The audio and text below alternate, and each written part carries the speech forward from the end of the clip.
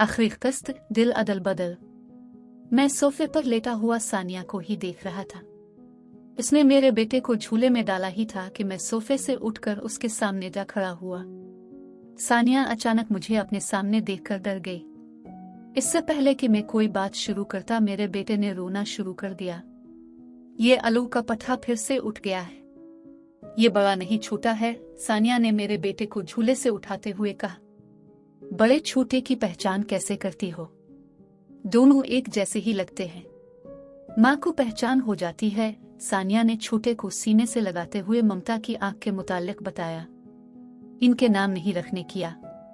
मैंने पूछा। आपका मौत ठीक हो तो? सानिया ने मुझ पर शिकवे से भरपूर निगाह डाली। मैं थोड़ा सा शर्मिंदा हुआ। छोटा सा गया तो सानिया ने इसे झूले में डालते हुए कहा। अली ने मुझे 2 नाम बताए थे। तुम्हें बताए थे? मुझे हैरत का शदीद धचका लगा। सानिया ने गर्दन को बड़े फखर से हिलाते हुए कहा। बड़े का नाम रेहान और छोटे का जोदान। तो फिर ठीक है, बड़ा रेहान और छोटा जोदान। मैंने उसी वक्त अली के बताए हुए नामों पर तस्दीक की मेहर लगा दी। मैं और सानिया आमने सामने खड़े थे। मैंने ही बात शुरू की। थैंक्स साना। किस बात पर? मेरे बच्चों की माँ बनने पर। माँ तो मैं आली के बच्चों की बनी हूँ, आपकी तो सिर्फ बीवी हूँ। ये क्या बात हुई सानिया? अब आप मुझे सानी भी कह सकते हैं। अब क्यों कह सकता हूँ? अब हक है आपके पास। मैं आपकी बीवी हूँ। जिस तरह आप मुझसे यकतरफा मोहब्बत करते थे, मैं भी उसी तरह यकतरफा खुर्रम को पसंद करती थी। मुझे लगता था कि अच्छी जिंदगी गुजारने के लिए रुपया सबसे अहम होता है। मैं गलत थी और आली ठीक थी। आली ने मुझसे कहा था कि शौहर बारा हो तो गाड़ी बंगले का क्या करना। मैं आली को फोन पर अपने बड़े बड़े दुखड़े सुनाती और वो मुझे अपनी छोटी छोटी खुशियां बताती।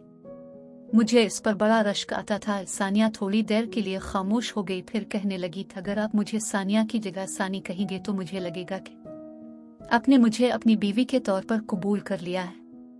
सानिया ने मुझे ये यकीन दिला दिया था कि वो मेरी हो गई है। मुझे इससे एतमाद मिला। मैंने इसका हाथ थाम लिया।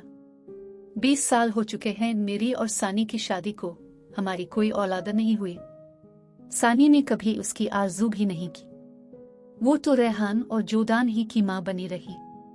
वो दोनों भी मुझसे ज्यादा सानी पर जान छिड़कते हैं। सानी आज भी मुझसे अक्सर अली की बातें लेकर बैठ जाती है। सच कहूं तो वो मुझसे भी ज्यादा अली को जानती और चाहती है। साना है जिससे इंसान मोहब्बत करता हो वो इस जैसा ही हो जाता है। मुझे तो अब सानी भी अली जैसी ही लगती है। अली जब बात करती थी तो इसके अक्सर जुमलों में जीव आता था। मैंने नोट किया है अब सानी भी अक्सर जी का इस्तेमाल करती है। सानी मुझे आप कहकर बुलाती थी। शादी के बाद मुझे नहीं याद पड़ता सानी ने मुझे आप के अलावा कभी मुखातिब किया हो। सानी का कहना है कि आली ने तो मुझे अपनी जिंदगी में ही कबूल कर लिया था। खाली ये बात ही काफी है इसकी अजमत को बयान करने के लिए। सानी कभी अच्छे मूड में हो तो मुझे आरफा और बिस्मा का नाम लेकर भी छेड़ती है। बिस्मा के शौहर का साल पहले ज़ेरे तामीर मकान की छत गिरने से इंतकाल हो गया था। अब इसका बड़ा बेटा कारोबार देखता है और बिस्मा की बेटी मलाइका रेहान की क्लास फेलो है। हो सकता है बिस्मा मेरी सिमधन बन जाए। आरफा के अब तक 10 बच्चे हो चुके हैं। कितने बेटे और कितनी बेटियां नूना ये मुझे भी नहीं मालूम। तनवीर सच में मशरकी शौहर साबित हुआ है। नबील और फरजाना भाभी के 3 बच्चे हैं। बेटी सबसे बड़ी है जिसका नाम नबील ने आली रखा है और इससे छोटे 2 बेटे हैं। मेरा और नबील का इरादा है कि हम जोदान और आली की शादी करेंगे। नबील भी अब डिफेंस में ही शिफ्ट हो गया है। मैं और नबील अब हर वीकेंड पर अपने उसी पुराने महल्ले जाते हैं। नबील ने अपना वो घर किसी को किराए पर दे रखा है। इस आदमी ने इस मकान में एक रेस्टोरेंट खोल लिया है।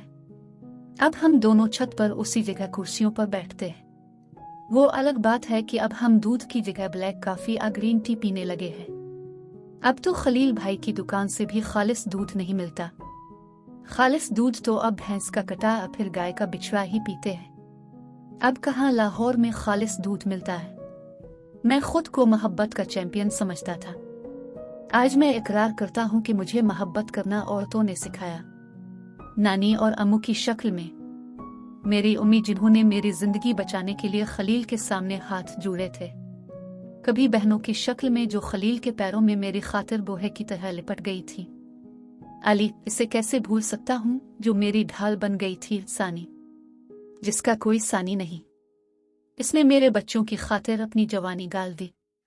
अली और सानी, इन दोनों ने मेरी जिंदगी को गुलजार बना दिया। अली, जिसके मुतालिक मैंने कभी नहीं सोचा था वो मेरी जिंदगी में कैसे आई, और जिसके बारे में हमेशा से ही सोचा था वो मुझे कैसे मिली। इंसान क्या सोचता है और क्या हो जाता है आने वाले वक्त के बारे में तो सिर्फ मेरा अल्लाह ही जानता है। हमारे इरादे, हमारी सोचें सब धरी की धरी रह जाती है। हमें पता ही नहीं चलता वो कब कैसे दिलों की इदुल बेदिल कर देता है। मजीद वीडियोस के लिए हमारा चैनल सब्सक्राइब करें।